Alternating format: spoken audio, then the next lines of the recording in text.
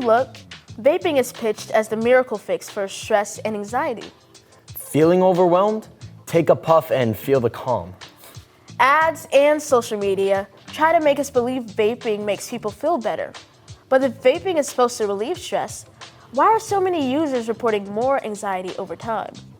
And why do they feel worse when they don't have it? Exactly. So what's really going on here? Is vaping the stress cure it claims to be? Or is it just slick marketing?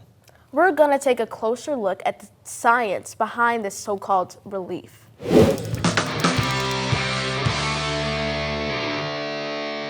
To get a full breakdown, we're tossing it over to Leanne, a teen mental health therapist who will talk about how vaping can affect the way we feel. It can kind of be like the chicken or the egg. What comes first, the chicken or the egg? Sometimes it's mental health issues and then drug use. Sometimes it's drug use and then mental health issues. So it's a little bit of back and forth. But no matter what, those things work together like in a cycle together. If you start using drugs and you didn't have mental health issues, you're probably going to start to have some depression or anxiety. So it kind of goes back and forth. If you have a hard time dealing with life's ups and downs, you might be more likely to turn to vaping or using marijuana. And so that's where those two are connected. Another big thing too is one of the withdrawal symptoms are mental health symptoms. It's I'm feeling depressed, I'm feeling anxious, I'm feeling low motivation. So that's why those are so intertwined. There are some physical differences between the way that nicotine and vaping affects a teen versus how using marijuana or THC will affect a teen.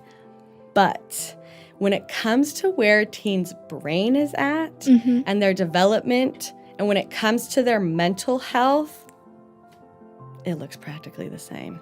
So maybe that word addiction is where people draw a black and white line. You can get really addicted to vaping, but you can't get addicted to THC or marijuana.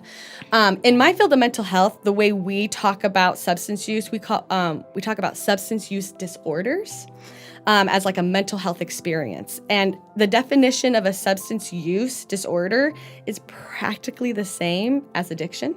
And that is what we use to explain when somebody has a dependency on THC or marijuana.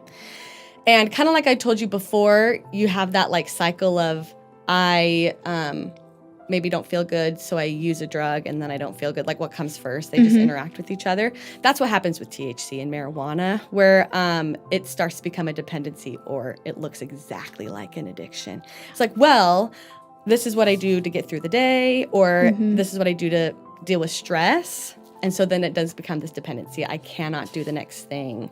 I cannot, get through the day. The definition of addiction is doing something, a substance that gives you an immediate reward, even though it's harming you and there's negative consequences. You're doing it even though it's having bad effects. And that is the same thing that happens with THC marijuana. It's you still use it, even though it's having all these negative effects on you. It really affects the way you deal with life's ups and downs, i.e. your mental health. If you start using, if you're vaping or if you're using marijuana underneath the age of 17, you are more likely to have mental health problems as an adult. So for example, let's say you have a really bad day for whatever reason. If your mental health is good, it's kind of dang, that was a bad day. I got this. I'm going to figure this out. I can still,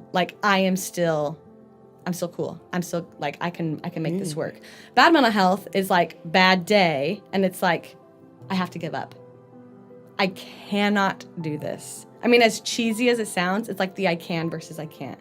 If the way that you're responding to a bad day is I can't, it's over, we're done, I'm screwed, or I can't handle it, that's an inability to deal with life's ups and downs. You can still say today sucked, and I am sad, and I'm gonna be sad, and I'm gonna listen to sad music for the rest of the night, but tomorrow I'm really excited to do A, B, and C. That's what I mean by your mental health is good. You can take a down comes, and you still got good thoughts, and you can still rely on good relationships, and you still know how to maybe turn it around. Yeah, it's not like everything's always happy and I'm always happy. Yeah. It's maybe more of a mindset of like, I believe I'm going to be good and I know I can handle it. So what happens when nicotine enters the brain? I thought it was just supposed to chill you out. Isn't that the whole point? Actually, it does the exact opposite. Nicotine is a stimulant, not a relaxer. It causes a dopamine spike when it enters the brain. It also increases heart rate, blood pressure, and triggers our stress response. Over time, the brain becomes less sensitive to dopamine, and that leads to more vaping for relief. THC has similar effects. When it enters the brain, THC stimulates the brain's reward center to release large amounts of dopamine. This causes that slowed down or euphoric feeling. When THC enters the bloodstream, it speeds up the body, making it more stressed. It can also cause paranoia, confusion, and even hallucinations. The short-term relief is just the brain responding to the end of withdrawal, not real relaxation. It's not actually calming anything down, just quieting the symptoms that vaping created in the first place. These chemicals cause harmful long-term effects, like mood swings, anxiety, paranoia, and disorientation. Also, the trace metals found in vape liquid may play a role in the potential link between vaping and depression. Real stress relief comes from real solutions.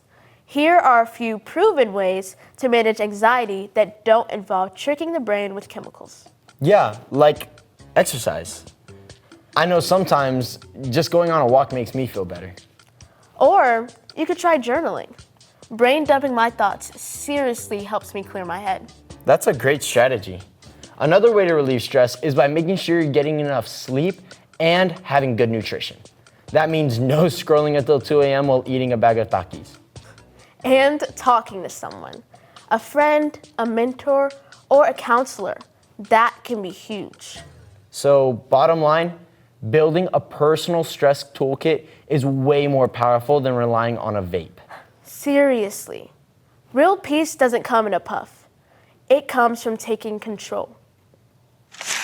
People say vaping helps with stress, but what it's really doing is creating a cycle that's hard to escape. And here's the truth. Vaping doesn't relieve stress, it relieves withdrawal. And guess what's causing that withdrawal? Vaping. Sure, there's a quick dopamine hit, but it's temporary. And what follows is anxiety and dependence. So it's not stress relief, it's stress on repeat.